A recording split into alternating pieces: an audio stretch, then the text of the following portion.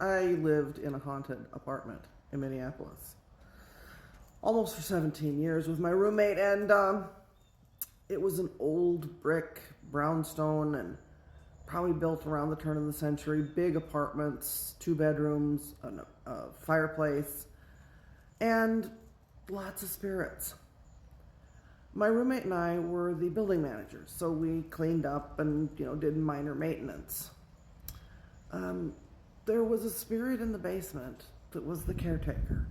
Now, this building had a basement apartment that was the caretaker's apartment because at the turn of the century, that was a coal-fired boiler.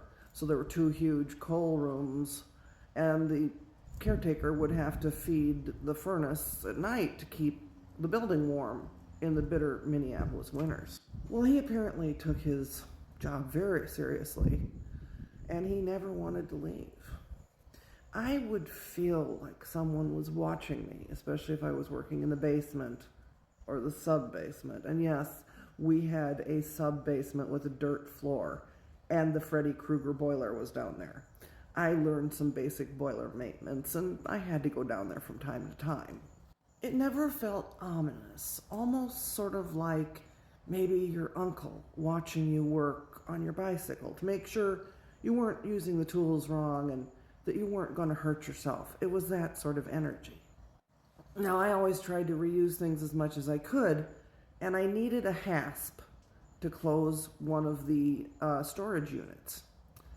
And there was a hasp on one of the doors that led down to the sub-basement.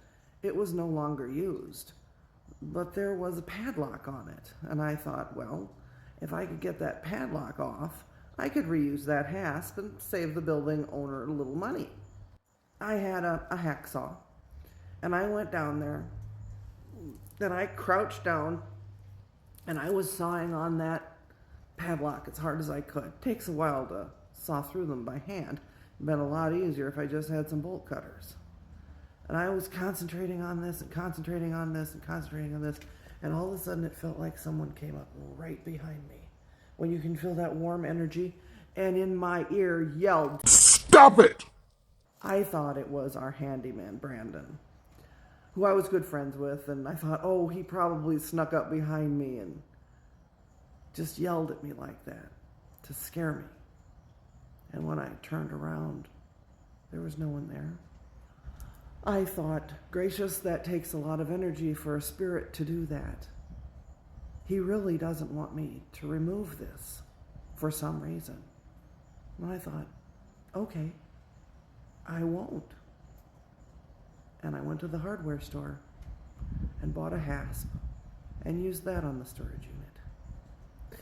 And when I moved out years later, that hasp was still there. Don't ever upset the caretaker.